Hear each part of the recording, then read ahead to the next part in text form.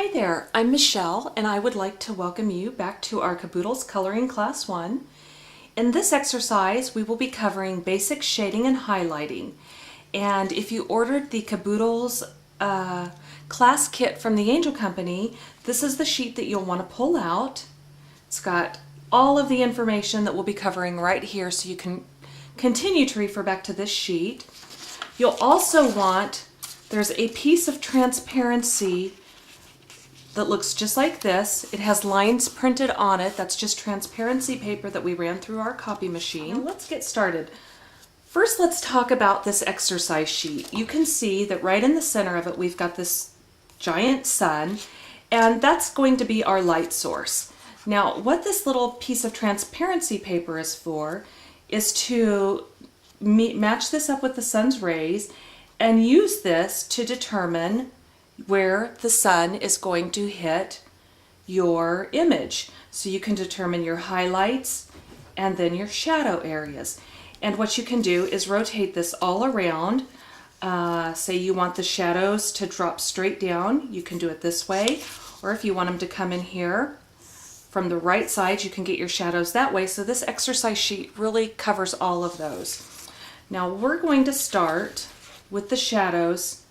We'll work on this little owl right here, and we'll start with the shadows coming from the left side. I'm sorry, the light source coming from the left side of the image.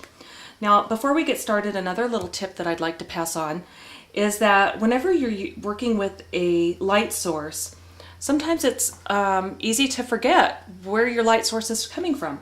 So I'll take a pair of scissors, and if my light source is coming from the right side, I'll put them there. If it's coming from the left side, I'll put it here. If it's coming from up above, then I'll put my light source here at the top. And it's just a great visual reminder for myself where I have my light source. We're going to work on this little owl right here, and our light source is going to be coming in right here. Now I'm going to pull out my lightest color here, which is my R81. And using this template, this guideline, what I can do is I know that where these lines first touch the image, this is going to be my lightest areas. So I could just drop some color, lay some color down there, because I know that's going to be an area that's the lightest because that's where my sun hits it first. So all of those little areas, if you want to go in, and I know that I'm going to have some lighter right in here. And it's not a science. If you get some areas that you question, don't worry about it. It's just a great little guideline that artists use. Okay, so I've just got some things. Anywhere along the top of his little forehead here, I know it's going to be a little lighter, so if I wanted, I could drop in a little bit more. And I think we're going to call that good. Then I'm going to take my darkest color, which is my R89, and I'm going to look at the areas where the line leaves the image. These areas down here are going to be my darkest areas. Maybe if I turn it over this way, so I know that down here on this wing, this is going to be one of my darkest areas, and maybe I just want to add some deeper shading to or deeper shadows to the bottom of that wing. I know right over here is going to be a little darker. My coloring's not the best. I don't have my reading glasses on, but you get the idea. And I'm going to continue adding in some of my darker highlights down here. And then use your imagination. I know that with his little nose right here, his little beak, I want some darker right in there. So I'm just going to drop some of that in. And then maybe I want a little darker right in here by the wing in that area. So that just kind of gives me a guideline right off if I'm trying to figure out where I want my darkest and my lightest colors. Now I'm going to go in with my R85, which is my medium color, and basically I could just then go in and fill in the rest of the area.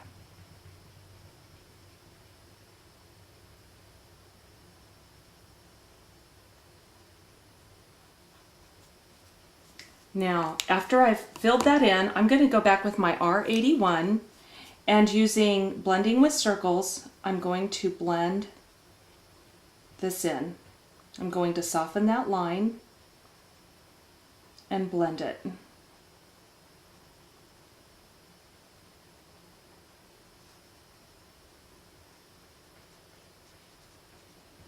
Now, I don't know if you can see this or not, but you can see where I set my marker down here a little bit longer. I've got my R81 definitely took off more of my color there. Remember that your light colors, see how it's removing my darker color?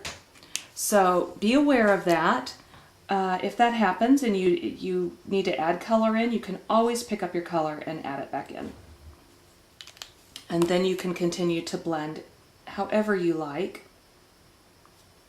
Okay, and I'm going to go back to my R85. And again, it's my middle color, so I'm just going to lay it down on here.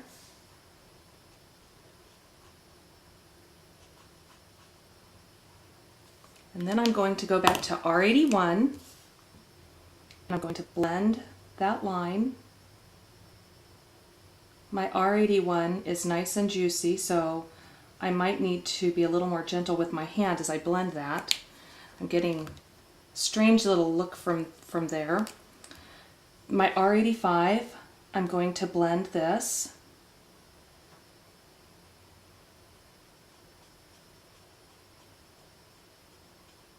And maybe you want to use some feather strokes and bring that up.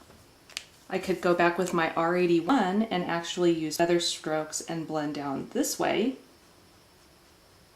until I'm happy with the look that I have here. Back to my R85, I'm going to drop the color down.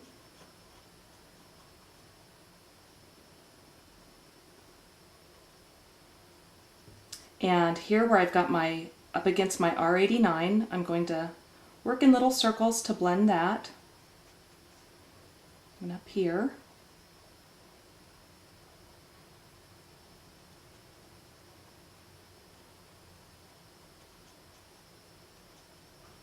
Okay, then I'm going to pick up my R81 and I'm going to go right over here to this little highlight area and maybe feather some of that over. My R81 is really interacting with my R85 quite a bit. So that's the basics, and I can see right here where I didn't blend this area very well, so I can always go back and blend that in. I could feather it or combine it with the little circles. And the great thing about Copics is you can continue to color and add your depth as much as you like. So if I've gotten too light with my R89, I can just go back in and add some of that to the image and just keep layering, building my layers on top of each other until I'm satisfied with the results.